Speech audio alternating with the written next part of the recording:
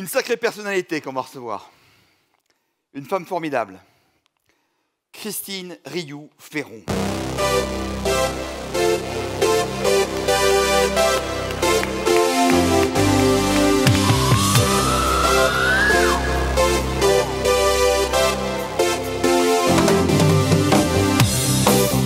Présidente de Rio Glass, leader dans le domaine du verre innovant et durable en France, avec une démarche qui est assez unique quand même, qui associe à la fois la tradition et en même temps l'innovation.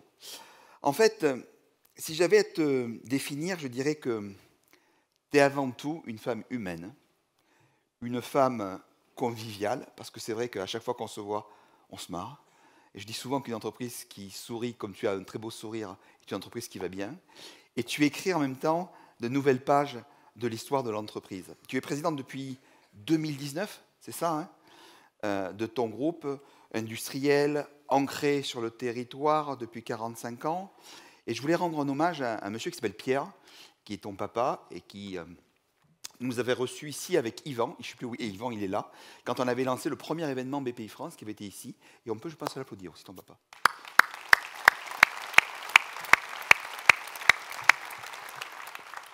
Alors, Christine, être une présidente autrement, j'allais dire, ça signifie, ça veut dire quoi? Alors tout d'abord, merci Patrice pour l'invitation. Merci Lona pour ta bienveillance. Bonjour à toutes, bonjour à tous. Bonjour à toutes les entrepreneuses dans la salle.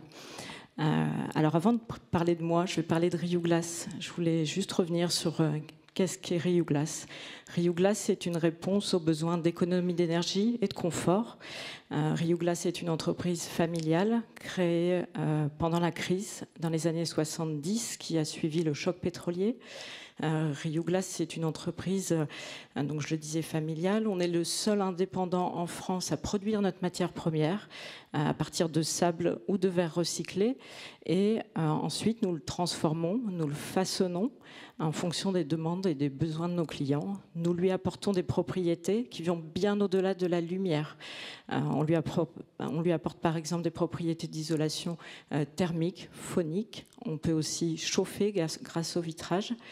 Et pour vous donner quelques chiffres, Rio Glass, c'est 1400 collaborateurs sur 3 pays, en France, en Belgique et en Espagne.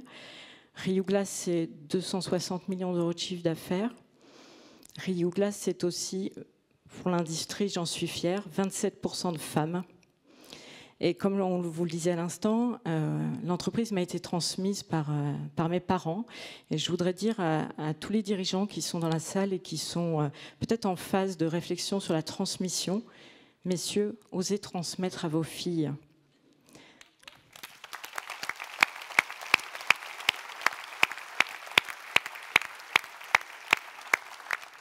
J'étais la semaine dernière dans un cercle de repreneurs d'entreprises familiales et j'étais la seule femme. Donc la transmission n'est pas qu'une histoire de père en fils. Présidente autrement, c'est finalement, j'ai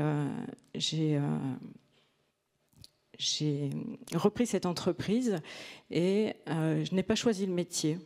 Je l'affectionne, bien sûr, je n'ai pas choisi nos produits, je les affectionne aussi, mais je me suis posé la question de qu'est-ce que je pouvais amener, quelle coloration je pouvais mettre moi dans cette entreprise qui n'a pas été créée par moi, mais par mes parents. Et je me suis dit finalement que c'était un formidable terrain de jeu pour transformer mes convictions en action. Alors, je vous donne quelques exemples. Ça a été finalement l'année dernière l'ouverture du capital à l'ensemble des collaborateurs. Je voulais donner l'opportunité à chacun de mes collaborateurs d'être propriétaire de leur outil de travail, d'en prendre soin et de le transmettre aussi aux générations futures. Donc peut-être pas leurs enfants, mais l'enfant de leurs collègues, l'enfant de leurs voisins. On a 100% aujourd'hui de nos collaborateurs français qui sont actionnaires. Ensuite, ça a été la création d'une académie qui est ouverte aujourd'hui pour l'ensemble de nos collaborateurs. Pour moi, c'est important de continuer à faire grandir nos talents. Et c'est une académie que je souhaite ouvrir demain à nos clients.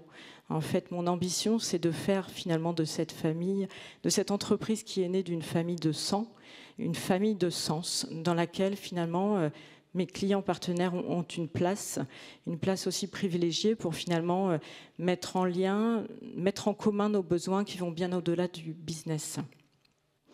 Donc voilà, c'est ça pour moi, Patrice, une famille, une présidente autrement. Alors en fait, moi j'avais une question à te poser et qui va intéresser justement toutes les femmes qui sont ici et qui sont souvent salariées, tu sais, de groupes, de grands groupes, et qui se disent, mais je monterai quand même mon entreprise. Mais il leur manque je ne sais pas quoi. Et puis je trouve que dans le fonctionnement, souvent les gars, on n'est pas terrible en disant oui, mais tu ne peux pas avoir un poste de responsabilité parce que tu as d'autres. C'est pas beau tout ça. En fait, c'est ça qu'on veut changer. Et donc, à ces femmes-là, souvent un entrepreneur croit en qui? Aux autres entrepreneurs. Quel est le message que tu as envie de leur délivrer? Peut-être autour du mot oser, mais bien plus que ça, en tant que femmes, pour qu'elles entreprennent leur vie tout simplement. Alors, qu'est-ce que je leur dirais? Je leur dirais que... Elles sont là. Mesdames qui êtes ici ce soir, je vous dirais finalement de laisser tomber cette volonté de trouver un équilibre dans votre vie. Parce qu'en fait, on n'est pas à la sortie de l'école, on n'est pas à l'école le matin, on sacrifie beaucoup de moments importants avec nos enfants. Je dirais, apprenez à bien vivre le déséquilibre. Et finalement, profitez des moments qui vous sont donnés, vivez-les pleinement, sans chercher de manière frénétique à trouver un équilibre, parce que dans nos fonctions, on n'en a pas d'équilibre. Mesdames, Messieurs, Christine Rioux. Merci beaucoup, Christine.